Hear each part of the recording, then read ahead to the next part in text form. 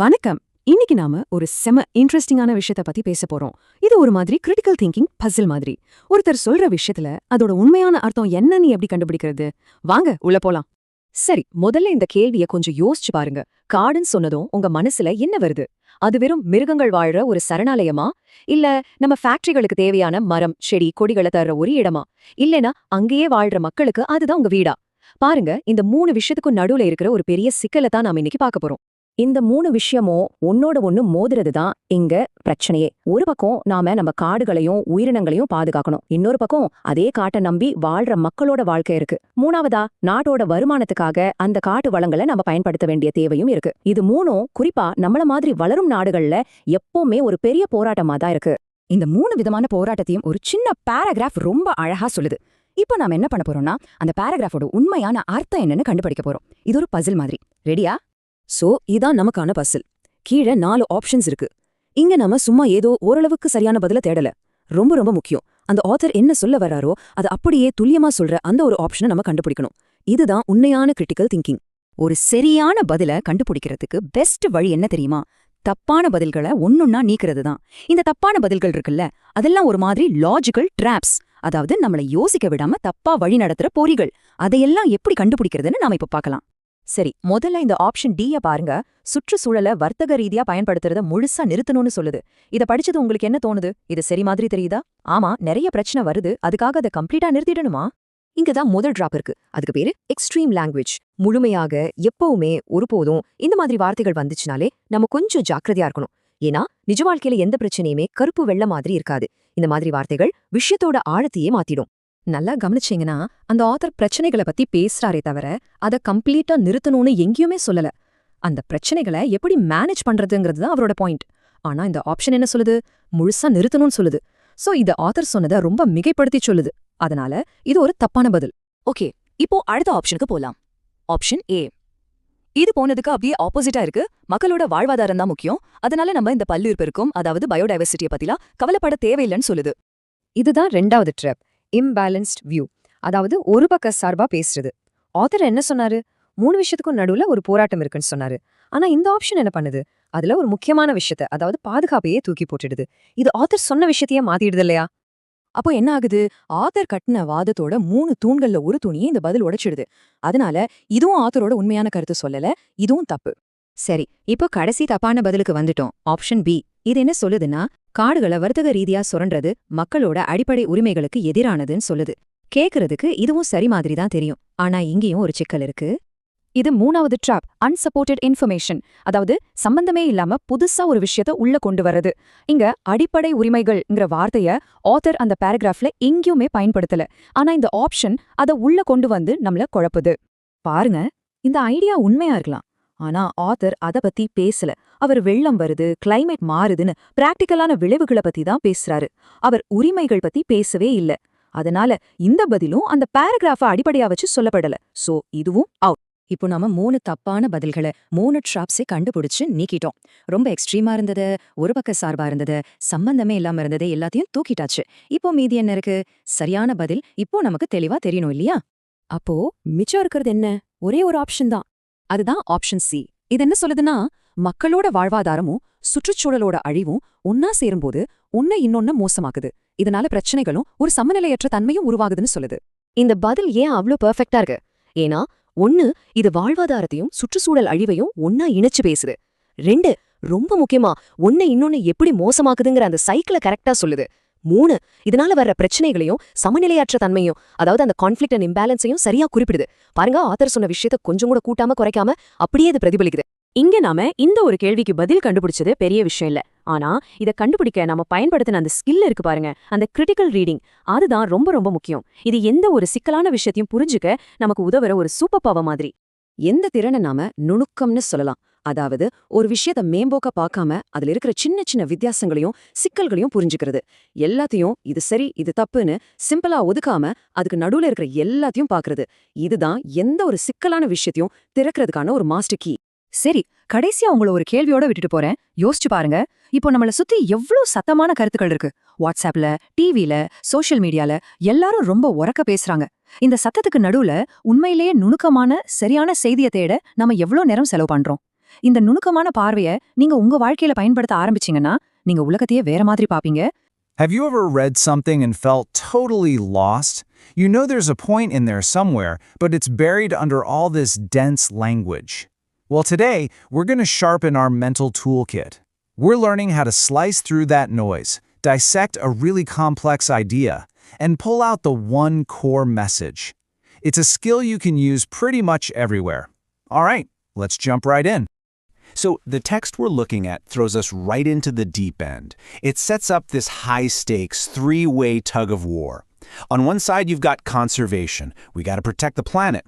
On another, you have people's livelihoods. They need to eat, right?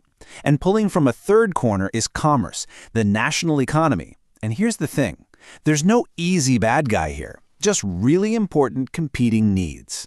So, how are we going to crack this thing? Here's our game plan. First, we'll really dig into this three-way conflict. Then we'll figure out the exact question we need to answer. After that, we'll analyze all the possible options, uncover the real core message, and finally, talk about why this kind of nuanced thinking is so powerful. Okay, first up, the conflict itself. The author makes it super clear that this isn't just some academic debate. No, this is a real-world tug-of-war, and it's especially tough in developing countries. And just look at the language here. The author uses the word conflict, not once, but twice. That's a huge clue. It's telling us we're not dealing with simple choices. This is a messy clash of legitimate interests, where if you pull on one rope, the other two get yanked hard. So now that we've got the lay of the land, we can really zero in on our mission. It's time to figure out the central question, the actual puzzle that this whole passage is built around. Now, the two most important words on this slide are best reflects. See, we're not just looking for an answer that's kinda sorta true or one that just sounds good. We are hunting for the one single option that perfectly captures the author's complete, nuanced point. And this is where the fun really starts. Time to play detective. We're gonna line up our suspects, the four possible answers, and examine them one by one. We'll use the hard evidence from the text to see which ones hold up and which ones fall apart. First up to the plate, we have Claim A. It basically argues that, hey, when people need to make a living, we can just put biodiversity on the back burner. It's not the top priority. But is that really what the author is saying? Not a chance. The text is crystal clear. Conservation isn't some minor detail you can ignore. It's presented as one of the three equal players in this whole drama. It's a serious, competing priority, not something you just brush aside. So, our verdict on Claim A? It's a total misrepresentation. It takes this carefully balanced argument and just throws one of the key parts out the window. It's a dangerous oversimplification. So A is definitely out. All right, on to our next suspect, Claim B. This one sounds pretty serious, doesn't it? It uses that powerful, legal-sounding phrase, fundamental rights. It's designed to grab your attention. But does the evidence in the text actually support it?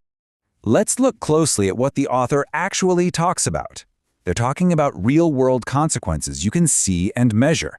Floods, soil problems, changes in local climate. It's all very practical, physical harm, not abstract legal theory. And that is the fatal flaw for Claim B. The author never, ever says the words fundamental rights. This answer tries to sneak in an idea from outside the text, and that's a huge red flag in this kind of analysis. So, B is unsubstantiated. We can cross it off the list. Okay, 2 down. Let's look at our last incorrect option before we find the winner. Claim D takes a really hard line. It basically says, just shut it all down. Ban all commercial exploitation. End of story. Now, the author for sure highlights the negative side of commercial use, the adverse effects. But does that mean they want a complete, total ban? Absolutely not. The whole point of the passage is that this is a conflict you have to manage. You can't solve a three-way tug-of-war by just cutting one of the ropes. So our verdict here is pretty simple. Claim D is a massive overstatement. It takes a subtle conversation about trade-offs and turns it into a simple all-or-nothing demand. That kind of black and white thinking is the exact opposite of what the author is trying to get across. So with A, B, and D all officially eliminated, the field is clear. We're left with the one option that survived our investigation. Now we get to see the nuanced truth that the author was building towards. This is that aha moment. And here's why Claim C is just perfect. First, it gets the main characters right, livelihoods and the ecosystem. Check. Second, and this is the really brilliant part, it shows how they're locked in this vicious cycle, how they exacerbate one another or make each other worse. It captures that messy feedback loop. And finally, it nails the ending. This whole thing leads to conflicts and imbalance. It's the only answer that actually looks at the complexity and doesn't flinch. Which brings us to the real big picture takeaway here. Because this whole exercise was never just about getting the right answer on a test. It was about seeing and understanding the incredible power of nuanced thinking. I mean, think about it for a second. All the wrong answers were simple, easy answers. Just ignore this, just ban that. They offered a quick fix. But the correct answer, the true one, was the one that refused to oversimplify. It looked at all the interacting parts, the difficult feedback loops, and the tension of the situation, and it described what it saw. And that leaves us with one last question to think about. In a world that is just overflowing with messy, complex problems, what are we training ourselves to look for? Do we grab on to the simple, clean answers that feel good, even if they're wrong? Or are we willing to do the hard work to find a more difficult, but ultimately more truthful, nuanced understanding?